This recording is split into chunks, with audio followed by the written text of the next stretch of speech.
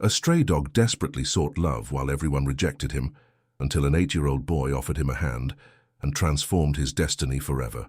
Forgotten secrets came to light, and the life of a lonely grandmother changed in ways no one could have imagined. A story of compassion, renewal, and unexpected connections that unite an entire community. Get ready, because this story will touch your heart. Subscribe to the channel, like this video, and comment from which city you're watching.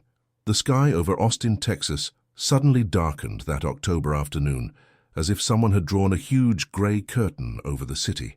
Doña Esperanza Ramirez, whose name was changed to Evelyn Riley for this adaptation, watched from the porch of her small craft shop as the first raindrops began to draw perfect circles on the cobblestones of the plaza. At 70, she knew the rhythm of the sudden storms that surprised unsuspecting tourists, but for her, they were as predictable as the chiming of the bells of the church. 5 more minutes and it'll be a deluge, she murmured to herself as she began to gather the small alebrijes she had placed at the shop's entrance. Her hands, wrinkled like the paper of ancient codices, moved with the precision that only decades of repeating the same gestures can grant. Arthritis reminded her of its presence on cold mornings, but she had learned to negotiate with the pain as one negotiates with an old acquaintance, respecting it without allowing it to take control. Just as she put away the last alebrije, a coyote in bright blue and yellow colors, she saw him. A small brown dog with white patches was crossing the plaza with an uncertain gait, dodging the passers-by who were beginning to run for shelter. The animal's eyes, large and expressive, seemed to search for something amidst the chaos of people and the intensifying rain. Evelyn stopped, the alebrije still in her hand. Something in the dog's gaze was painfully familiar. It wasn't the first time she had seen stray animals. Austin was full of them, especially in the neighborhoods farthest from the center. But this little dog, his eyes reflected a loneliness she knew all too well. "It's been 10 years, Manuel," she whispered, as if her deceased husband could hear her from somewhere among the gray clouds. 10 years talking to myself in an empty house." The rain intensified, turning the initial drizzle into a curtain of water that barely allowed her to distinguish shapes. The little dog took refuge under a bench near the main fountain, visibly trembling. Evelyn watched him while she finished putting away her merchandise, debating internally. Her daily routine did not contemplate unforeseen events. Since Manuel's death, she had clung to predictability as her only solace. The sound of hurried footsteps interrupted her thoughts. Her son, Javier, whose name was changed to David for this adaptation, appeared at the shop entrance, shaking water from his hair. Behind him, an 8-year-old boy peeked out curiously. "Mom, sorry for arriving like this, but the rain caught us by surprise," David explained, briefly hugging her. "Look who came to see you." "Grandma?" exclaimed Santiago, throwing himself into her arms with the effusiveness typical of childhood. "I missed you so much." Evelyn felt her heart, numbed by years of routine, leap with joy. Her grandson had grown since their last visit. His eyes, identical to Manuel's, shone with that spark she had lost long ago. "My precious boy," she replied, stroking his wet hair. "What a lovely surprise." "I wasn't expecting you until the weekend." David exchanged a look with his mother that she knew well. There was news, and from the way her son avoided her gaze, it wouldn't be to her liking. "Santiago, why don't you look at your grandma's new figures while we talk?" David suggested. The boy nodded enthusiastically and began to explore the shop with the curiosity of an archaeologist discovering an ancient temple. Evelyn and her son retreated to a more secluded corner. "Mom, I got the job in Denver," David announced in a low voice. "It's an opportunity I can't refuse. The salary is almost double, and Lucia will be able to find better opportunities for her career." Evelyn felt the air slowly leave her lungs. Denver was over a 12-hour drive away.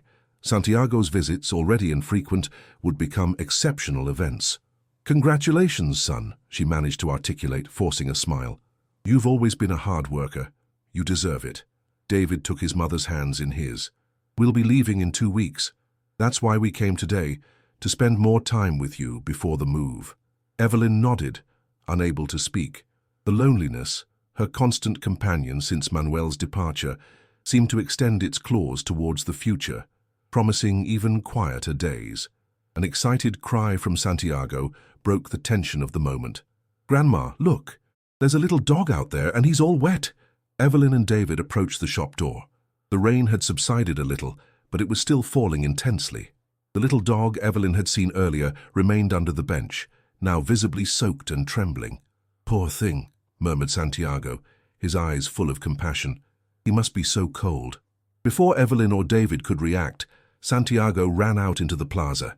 The old woman held her breath as she watched her grandson kneel before the frightened animal.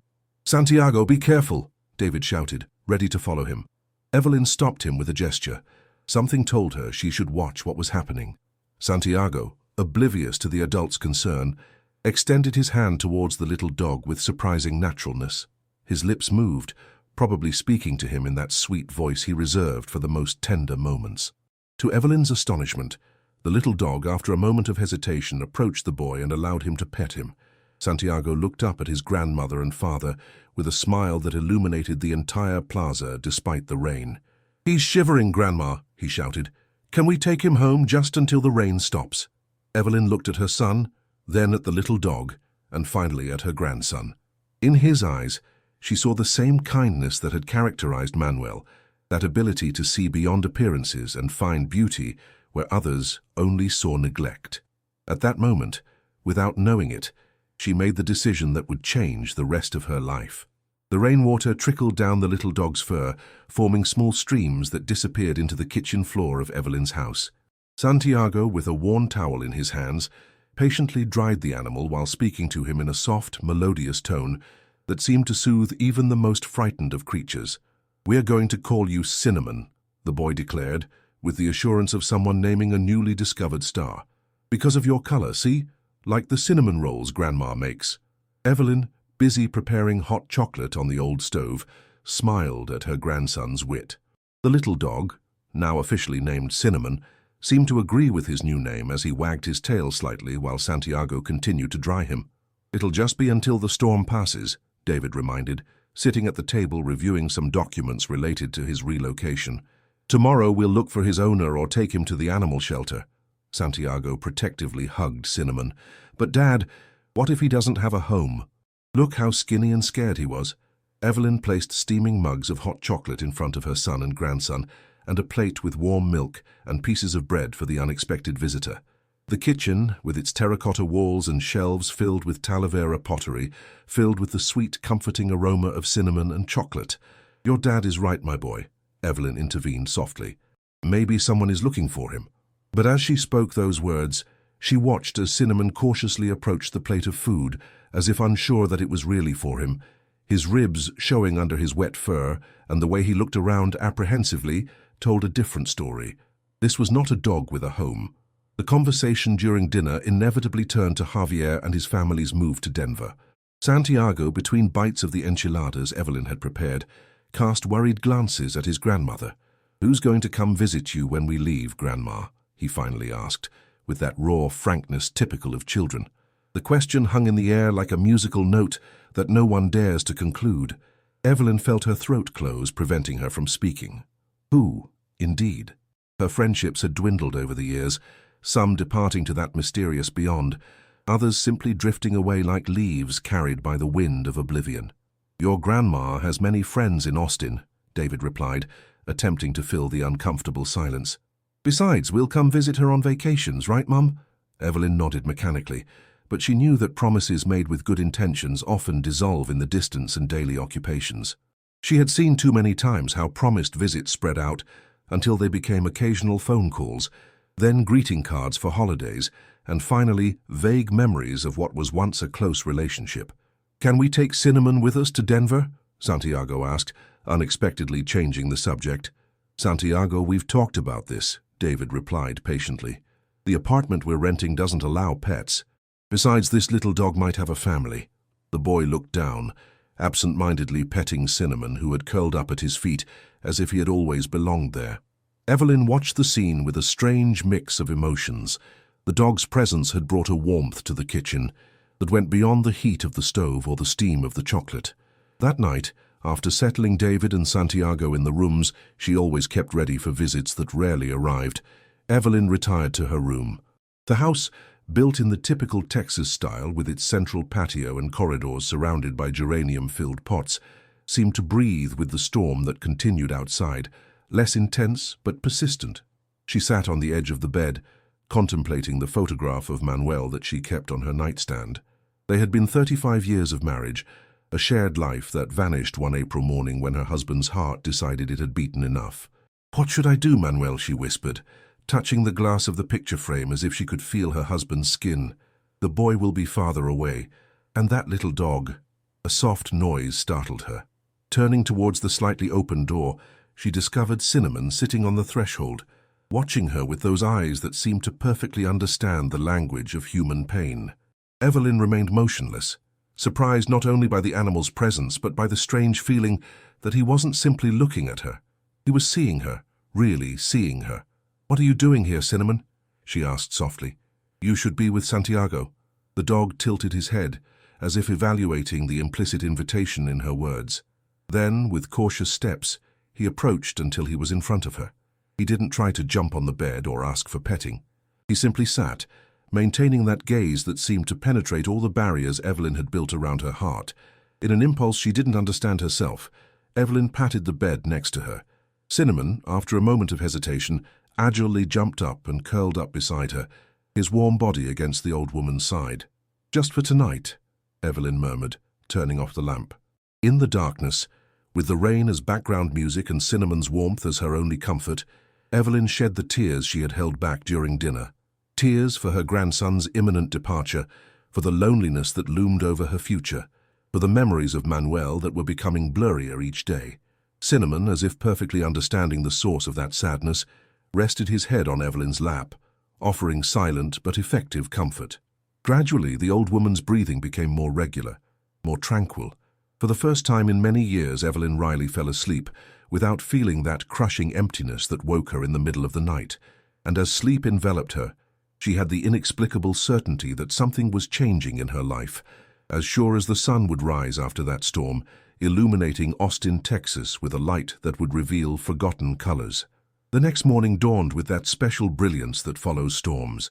The sun's rays filtered through the windows of Evelyn's house, drawing golden patterns on the terracotta floor. The old woman awoke with a strange sensation, as if something had changed during the night. Beside her, Cinnamon slept soundly, his breathing rhythmic like a small bellows. "So it wasn't a dream," she murmured, watching the little dog who had become her nighttime companion. She got up carefully so as not to wake him, and went to the kitchen to prepare breakfast. While the coffee was heating on the stove, the memories of the conversation with David returned to her mind. Denver, so far away, so alien to the quiet life of Austin. "Good morning, Grandma." Santiago's sleepy voice interrupted her thoughts. The boy appeared in the kitchen doorway, rubbing his eyes. "Where's Cinnamon?" "Good morning, my dear." "He's sleeping in my room," Evelyn replied, surprising herself at the naturalness with which she uttered those words, as if the dog had been sleeping beside her for years. "With you? How lucky you are," Santiago exclaimed, his face lighting up. "I looked for him last night to sleep with him, but I couldn't find him." Evelyn smiled, feeling an inexplicable tenderness. "He seems to have decided to keep me company. Go wake him up if you want, while I prepare chocolate and sweetbread." Santiago ran to his grandmother's room, leaving behind that trail of energy that only children possess. Evelyn continued with her preparations, taking out from the sideboard the special tableware she reserved for visitors. It wasn't just any occasion. It might be one of the last times she would have breakfast with her grandson for a long time. While searching in the pantry for the cinnamon jar, her eyes fell on an old cookie tin that she had relegated to the highest corner years ago. Something inside her impelled her to take the small stool to reach it. The tin, covered with a thin layer of dust, contained a set of old keys that belonged to several trunks and drawers that Manuel had built during their marriage. "The letter trunk," she whispered to herself, suddenly remembering the wooden chest she kept in the attic, where she had stored all the love letters Manuel wrote her during their courtship and the first years of their marriage. She hadn't reread them since his death. The pain was too sharp, the memories too vivid, but this morning, for some reason she couldn't understand, she felt the need to recover those pieces of past happiness. Cinnamon's happy barks and Santiago's laughter echoed throughout the house. Evelyn put the keys in her apron pocket and prepared to serve breakfast. David joined them shortly after, already dressed and with his cell phone in hand, constantly checking messages related to his new job. "Good morning, Mom," he greeted, kissing Evelyn's cheek. I see the little dog is still here. His name is Cinnamon, Dad, Santiago corrected, feeding the animal with bits of sweet bread he hid under the table. Santiago, don't give the dog bread, David scolded softly. We don't know what's good for him and what's not. Evelyn watched as her grandson and the little dog exchanged knowing glances, like old friends sharing a secret. There was something special about their connection, something that transcended words and everyday gestures. After breakfast, we should go downtown, David announced. I want to show you the transfer documents, Mum, and I need your advice on some things about the house in Denver. Evelyn nodded, although her mind was now divided between the present conversation and the mysterious call of the letters in the attic. For years she had avoided memories, as if keeping them at a distance could lessen the pain of absence. But perhaps it was time to face them. I want to stay with Cinnamon, Santiago declared. We can play in the yard while you talk about boring grown-up things. David and Evelyn exchanged a smile. Some things never change, no matter the generation. After breakfast, while David arranged his documents on the dining room table, Evelyn took the opportunity to discreetly go up to the attic. The wooden staircase creaked under her steps, as if complaining about lack of use. The space, barely lit by a small circular window, was filled with objects that told the story of a shared life. Antique furniture, boxes with photographs, Javier's carefully stored toys. In a corner, covered with an embroidered blanket to protect it from dust, was the mahogany chest that Manuel had given her on their 10th anniversary. He had carved it himself, dedicating hours to each detail, especially the small flowers that decorated the lid. With trembling hands, Evelyn removed the blanket and ran her fingers over the polished surface, feeling under her fingertips each groove, each line engraved with love in the wood. The key fit perfectly into the lock, despite years of disuse. Upon opening the lid, the aroma of old paper and a faint scent of sandalwood, the one Manuel always used, escaped from inside, instantly transporting her to the past. The letters were there, carefully tied with faded-colored ribbons. The first ones, written when Manuel was temporarily working in Guadalajara, and she had stayed in San Miguel with her parents.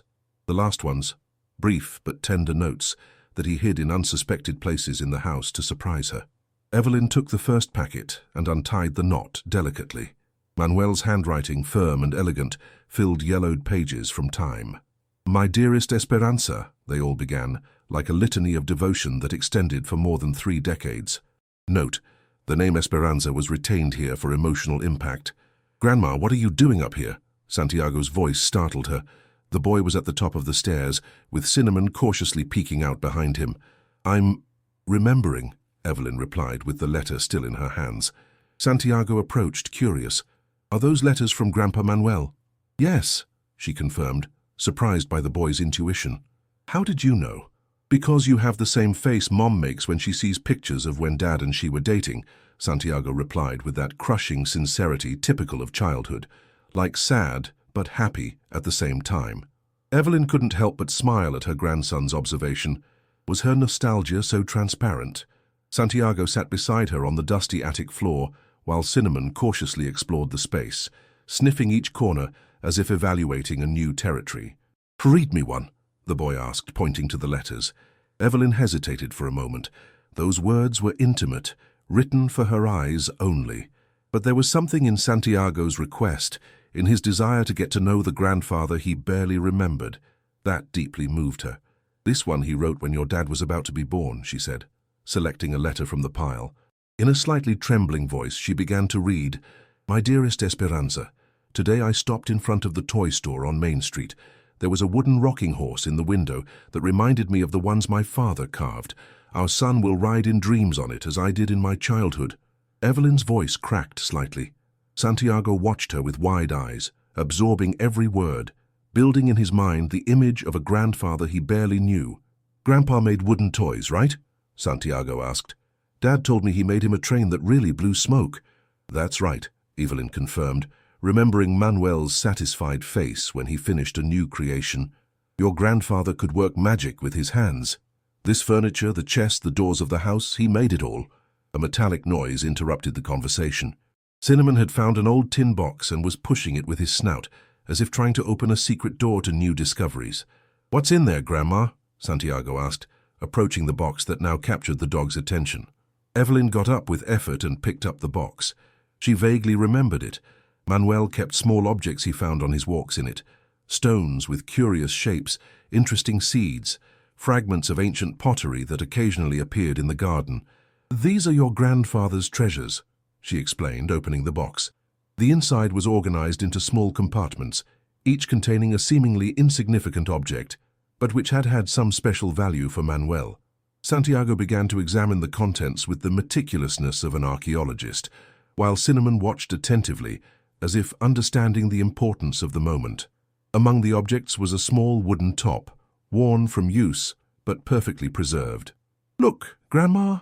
A top just like the one Dad gave me for Christmas." Evelyn took the toy between her fingers. She remembered it well. Manuel had carved it when David was about Santiago's age now. It was a family tradition that had survived through generations. "Your dad played with this same top when he was your age," she explained, handing it to Santiago. "Your grandfather made it for him when he turned 8. Can I keep it?" the boy asked, with a mixture of hope and doubt in his voice. The word heritage resonated in her mind with a new meaning. For years she had thought of heritage as something material, the house, the shop, the savings of a lifetime of work.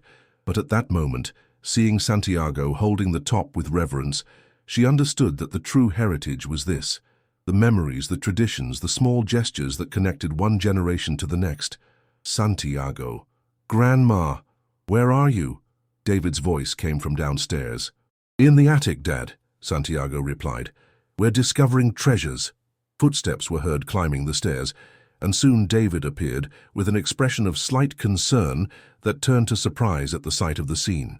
His mother and son sitting on the dusty floor, surrounded by letters and small objects, with Cinnamon curled up quietly among them. "What's all this?" he asked, approaching. "They're Grandpa's letters," Santiago explained excitedly. "And look what Grandma gave me." He proudly showed the wooden top. "It's the same one you played with." David took the toy with a nostalgic expression. "I can't believe you kept it, Mom. I thought it had been lost in one of the moves." "I never lost it," Evelyn replied softly. "I just saved it for the right moment." An idea began to form in Evelyn's mind as she watched her son and grandson share that small moment of connection through time. Perhaps the time had come to dust off not only the objects, but also the stories, the traditions, everything she had kept stored for fear that the pain of memories would be stronger than the joy of sharing them. "David," she began with a calm but determined voice, "I've been thinking that maybe we could use this attic for something more than storing old memories." Her son looked at her intrigued. "What do you have in mind, Mom?" "I've had the crafts shop for years, but lately I've been experimenting with new pieces, inspired by the traditions of Texas," she explained, surprising herself at the clarity with which she was expressing an idea that was only beginning to take shape. "I could turn this space into a small workshop, a dedicated space separate from the shop." David watched her with a mixture of surprise and admiration. He hadn't seen that spark of enthusiasm in his mother's eyes in years. "That sounds like an excellent idea," he finally replied. "You've always had a talent for crafts. Dad would be proud." The mention of Manuel didn't bring the sharp pain Evelyn was used to this time, but a warm feeling of continuity, as if he were somehow present, approving this new direction. "And I could help you when I come to visit," Santiago added, impulsively hugging his grandmother. "We could make dog figures like Cinnamon." Hearing his name, the little dog pricked up his ears and approached, rubbing his snout against Evelyn's hand, as if offering his unconditional support to the project. "Speaking of Cinnamon," David began, in that tone parents use when they are about to give unpleasant news, "I've been asking around, and there's an animal shelter near Zilker Park. We could take him there this afternoon." Santiago's face darkened instantly. "But, Dad, Cinnamon already has a home. He's with us." "Santiago, we've talked about this," David replied firmly. "We can't take him to Denver, and your grandmother—" "Your grandmother wants to keep him," Evelyn interrupted, surprising herself at the determination in her voice. The words had come out impulsively, but as soon as she uttered them, she knew they were true. David looked at her with astonishment. "Are you sure, Mom? A dog is a big responsibility, and you alone—" "I won't be alone," Evelyn replied, stroking Cinnamon's back, who responded with a gentle wag of his tail. "I'll have company." The decision to keep Cinnamon subtly changed the atmosphere in the house. Santiago radiated happiness. Cinnamon seemed to have settled in permanently, as if he had always belonged there, and Evelyn felt a strange mixture of nervousness and anticipation, as if she had just taken a leap into the unknown. "You'll need some things for him," David commented as they came down from the attic. "Special food, a place to sleep, maybe a collar." "We'll figure that out," Evelyn replied, with a confidence she didn't know she possessed. "Besides, from what I see, Cinnamon has decided that my bed is his favorite sleeping spot." Santiago ran to the kitchen, with the little dog faithfully following him, as if they had already established a routine. Evelyn and David went to the dining room, where the documents related to the move to Denver awaited on the table. "Are you sure you'll be okay, Mom?" David asked as they reviewed the papers. "We could look for a larger apartment in Denver with space for you." Evelyn shook her head. "My place is here, son, in Austin, in this house that your father built for us. Besides, now I have a new project." David observed her with curiosity, surprised by the change in his mother's attitude. Just yesterday he had seen her resigned, almost subdued by the news of his departure. Today she seemed to have regained a spark she thought was lost. "I'll help you fix up the attic before we leave," he offered. "We can buy some shelves, maybe a proper workbench. And a bigger window," Evelyn added, mentally visualizing the transformation of the space. "I'll need more light to work on the details." While they were planning the attic improvements, Santiago appeared at the door with a worried expression. "Grandma, Cinnamon has something in his paw," he announced, followed by the little dog who was limping slightly. Evelyn knelt down with difficulty to examine the animal. Indeed, a small thorn had embedded itself in the pad of his front paw. "It's nothing serious," she diagnosed, petting Cinnamon to reassure him. "Let's go to the kitchen. I have some small tweezers that will work to remove it." With surprising delicacy for her arthritic hands, Evelyn extracted the thorn, while Cinnamon remained extraordinarily still, as if understanding that he was being cared for. "He has a lot of trust in you," David commented, observing the scene. "Street dogs are usually more wary." "Maybe he wasn't always a street dog," Evelyn replied, applying some ointment to the paw. "Someone must have taken care of him at some point." After resolving the minor incident, they decided to take a walk downtown. The day was splendid after the storm, with that clean, fresh air that invited walking. Cinnamon followed them obediently, without needing a leash, as if he perfectly understood the limits of his new freedom. Zilka Park buzzed with activity. Tourists and locals strolled, enjoying the spring sun. Evelyn occasionally greeted acquaintances, proudly introducing Cinnamon as the newest member of the family. Evelyn and her family approached the table where Eleanor was having coffee. Cinnamon sat obediently next to Santiago, attentively watching the stranger. "This is my son David and my grandson Santiago," Evelyn said, "and this is Cinnamon, the new member of the family." "Delighted to meet you," Eleanor replied with a warm smile. "Why don't you all sit down for a moment?" "I wanted to talk to you about something, Evelyn." After ordering drinks for everyone, Eleanor got straight to the point. "I've been visiting your craft shop these past few weeks. Your pieces have a unique style, especially those alebrijes with traditional Oaxacan motifs, mixed with colonial elements typical of San Miguel. Note: the reference to Oaxacan motifs was retained, as alebrijes are strongly associated with Oaxaca, and this detail adds to the piece's cultural richness. The contextual adaptation is sufficient." Evelyn nodded, flattered by the recognition. Her creations were the result of decades of refinement, combining techniques learned from her mother with her own innovations. "I recently opened a gallery focused on contemporary Mexican art," Eleanor continued. "I'd love to exhibit some of your pieces. I have clients, especially foreigners, who greatly appreciate traditional art with a distinctive touch." The proposal took Evelyn by surprise. It was one thing to sell her crafts in the small family shop, frequented mainly by tourists looking for souvenirs, and quite another to exhibit them in an art gallery. "I don't know what to say," she confessed, genuinely overwhelmed. "I've never considered my pieces as art for a gallery." "Well, you should," Eleanor affirmed with conviction. "Your work deserves to be valued for what it is, authentic art that preserves traditions and innovates at the same time." David watched his mother with evident pride. "I've always told you, Mum, your creations are special." "How about you stop by the gallery tomorrow?" Eleanor suggested. "We could select some pieces to start with and talk about prices and commissions." Evelyn found herself nodding before she had even fully processed the proposal. There was something about Eleanor's energy, her genuine enthusiasm, that was contagious. As they returned home, Evelyn walked as if floating, half listening to the conversation between David and Santiago about the preparations for the move. Cinnamon trotted beside her, occasionally brushing her leg as if to remind her that he was there, present in this moment of transformation. "It seems things are changing rapidly, right?" David commented, noticing his mother's preoccupation. "First Cinnamon, now the gallery. Life is full of surprises," Evelyn replied, contemplating the church that rose majestically against the intense blue sky. "Sometimes we just need to be willing to receive them." That night, while David and Santiago slept, Evelyn sat in the small inner courtyard of the house, under the stars that shone with particular intensity after the storm. Cinnamon rested at her feet, his tranquil presence like an anchor amidst the rapid changes that were taking place. "What do you think, Cinnamon?" she asked softly, stroking the dog's ears. "Are we ready for this new adventure?" In response, Cinnamon lifted his head and looked at her with those eyes that seemed to contain all the wisdom in the world. Evelyn smiled, feeling that somehow she had just received the answer she needed. The Alma Mexicana Gallery occupied a restored colonial building on South Congress Avenue, one of the main arteries of Austin's historic district. The stone walls, ancient beams, and terracotta floors created a perfect setting for the art that Eleanor Vance selected with expert eyes. Evelyn paused for a moment before entering, observing the pieces displayed in the window. Contemporary paintings inspired by indigenous traditions, stylized bronze sculptures, hand-woven textiles with ancestral patterns. Would her crafts really fit in a place like this?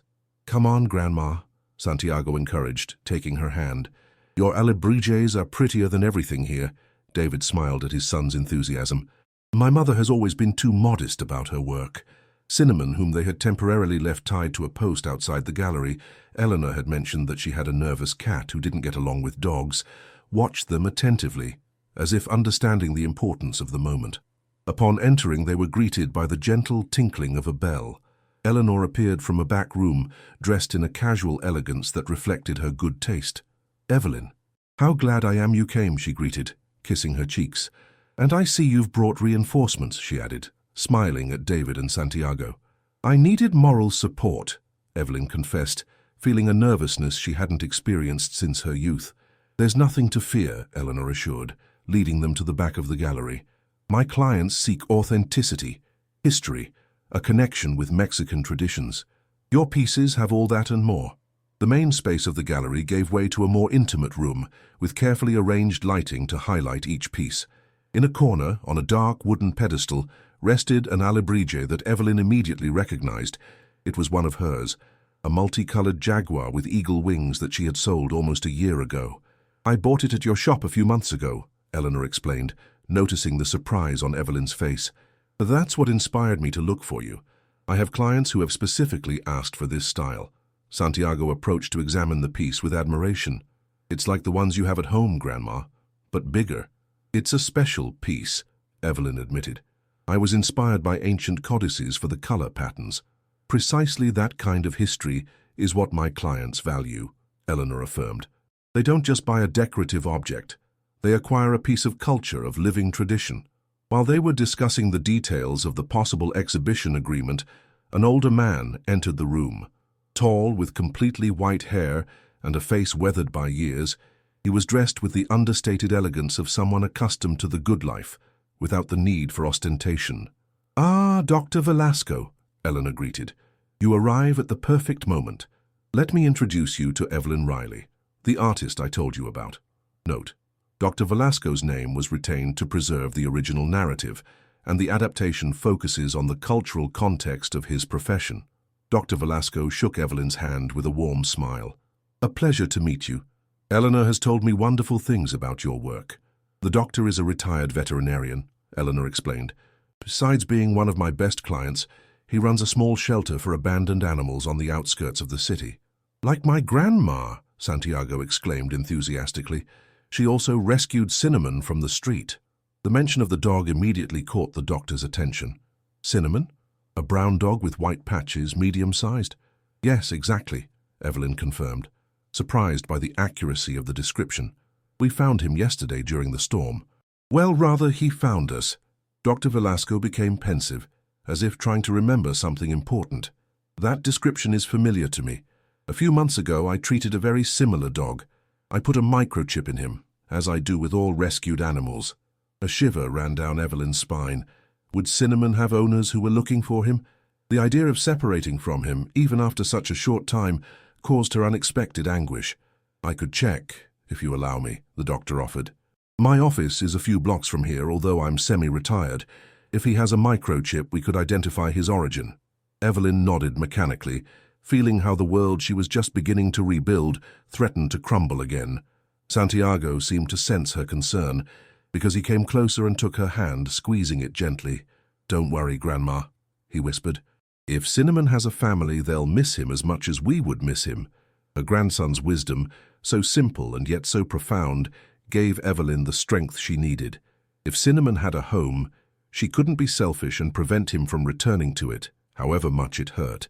After finalizing the details of the agreement with Eleanor, they would exhibit 5 pieces initially, with the possibility of increasing depending on the public's response. They went to Dr. Velasco's office.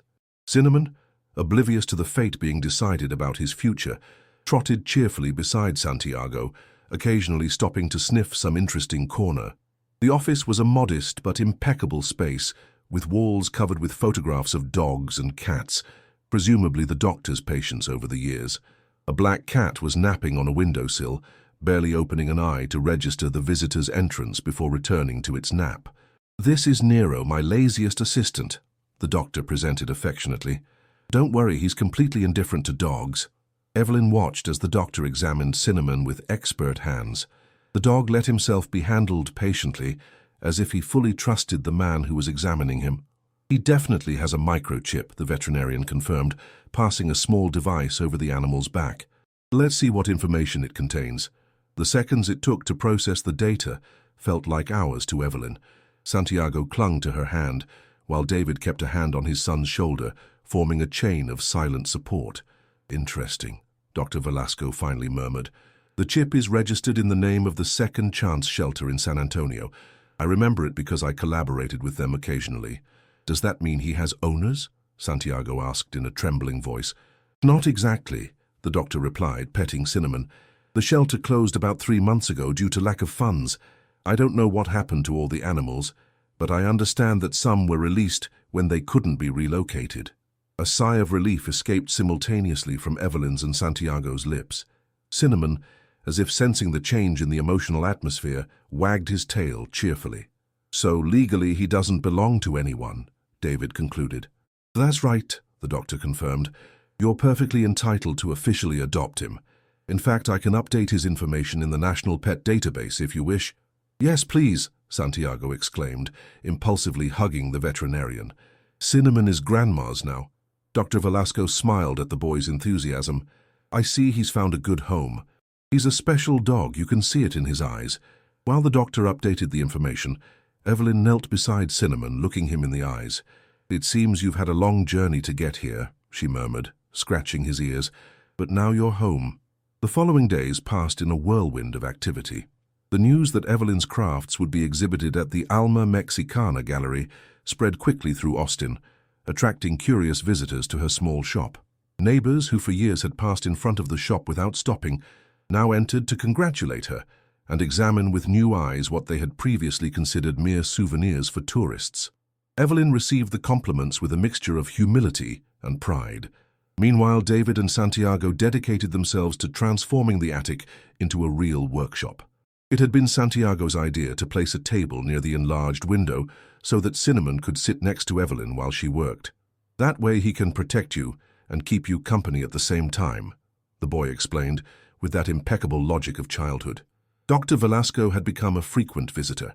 After updating Cinnamon's registration, he began to stop by occasionally just to check on the patient, although it was evident that he enjoyed the conversations with Evelyn while they drank coffee in the inner courtyard, under the shade of the old orange tree. "I've been thinking," he commented one afternoon as they watched Cinnamon play with Santiago. "My shelter is small, but we always need temporary homes for some animals, especially the older ones who are difficult to adopt." Evelyn listened attentively, sensing where the conversation was heading. "The backyard of this house is spacious," the doctor continued, "and you have a special gift with animals. I see it in how Cinnamon looks at you." The idea formed in Evelyn's mind like one of her crafts. First an undefined sketch, then gradually taking shape until it became something concrete and tangible. "Are you suggesting that I turn my backyard into a temporary shelter?" she asked, surprised by how appealing the proposal was. "Something like that," the doctor confirmed with a smile. "Nothing too complicated at first. Maybe a couple of older dogs who need a quiet space for a few weeks while we find permanent families." Evelyn looked towards the backyard, visualizing the possibilities. The space she had kept almost abandoned for years, with just a few neglected flower pots, could be transformed into a place full of life. "I'd have to make some adaptations," she reflected aloud. "A couple of houses for rainy days, maybe a fence to delimit areas." "I could help with that," the doctor offered. "I have experience building makeshift shelters, and with your additional income from the gallery," Evelyn nodded slowly. The pieces fit together, as if a plan larger than her own was unfolding. First Cinnamon appearing in her life, then Eleanor's proposal, now this new possibility. "I'll tell Santiago," she decided. "He'll be delighted." Indeed, when that night she shared the idea with her grandson and son, Santiago reacted with overflowing enthusiasm. "A home for homeless dogs is the best idea in the world, Grandma." David, although initially surprised, soon became equally enthusiastic. "It's perfect, Mom. It will give you purpose and company when we leave." The word purpose resonated in Evelyn's mind. For years, she had lived in a kind of inertia, following established routines as if she were traveling a familiar path with her eyes closed. Now, suddenly, she had goals, plans, renewed dreams. The afternoon before David and Santiago's departure for Denver, the whole family gathered in the backyard to begin the transformations. Dr. Velasco had brought tools and basic materials, and together they began to clean the space and mark the areas where the small houses for the future canine guests would be built. Cinnamon watched the activities with curiosity, moving among the humans as if supervising the work that, without knowing it, he had inspired. "I'd like the first shelter to be called Cinnamon's House," Santiago suggested, as he hammered stakes into the ground to mark the perimeter of what would be a fenced area. "It's a perfect name," Evelyn approved, moved by the detail. While they were working, Eleanor arrived with exciting news. One of her most important clients, a Canadian collector, had seen photographs of Evelyn's alebrijes and was interested in acquiring several pieces, possibly for an exhibition in Toronto. "Have you thought about making pieces inspired by rescued dogs?" Eleanor asked, observing Cinnamon. "They could tell stories of transformation and hope. Collectors love pieces with history." Evelyn's creative mind immediately activated. She could visualize the colors, the shapes, the patterns that would represent the different personalities of the dogs she would take in. Each piece would be unique, like the animals that would inspire it. "They would be alebrijes with souls," she murmured, petting Cinnamon, who had approached as if understanding that they were talking about him. "Each one telling the story of a rescue, of a second chance." As the sun began to set behind the hills of Austin, dyeing the sky in intense oranges and purples, Evelyn contemplated the scene around her. Her son and grandson working together, Dr. Velasco patiently explaining construction techniques, Eleanor discussing artistic possibilities, and Cinnamon, the catalyst for all this change, watching her with those eyes that seemed to understand exactly what was happening. Suddenly she understood that David and Santiago's departure for Denver no longer represented an end, but the beginning of something new. Her life, which had seemed to be heading towards a quiet but lonely sunset, now opened in multiple directions, full of purpose and renewed connections. "What are you thinking about, Grandma?" Santiago asked, noticing her contemplative expression. Evelyn smiled, feeling a peace she hadn't experienced in years. "About the unexpected paths that life brings us, my boy, and how sometimes we need to get a little lost to find ourselves again." A year had passed since that rainy afternoon when Cinnamon entered Evelyn's life. The backyard of the colonial-style house, once a forgotten space, now overflowed with life and activity. 5 colorful doghouses, each designed and hand-painted by Evelyn, housed the temporary residents of the Second Chance Austin shelter, as they had decided to call it in honor of Cinnamon's origin. The transformation of the space reflected the transformation of Evelyn herself. At 71, she radiated an energy and vitality that many young people would envy. Her hands, though still marked by arthritis, tirelessly created alebrijes inspired by each of the dogs that passed through the shelter. The Guardian of the Soul, her most recent collection, had been a resounding success at Eleanor's gallery. The pieces, which combined traditional techniques with a unique contemporary style, had attracted the attention of international collectors. An art critic from San Francisco had written, "Riley captures not only the physical form of these rescued animals, but something deeper and more transcendent, their resilient spirit, their ability to love despite abandonment." This particular morning, Evelyn was preparing for a special visit. Santiago and David were coming for the first time since they had settled in Denver. The house was immaculate.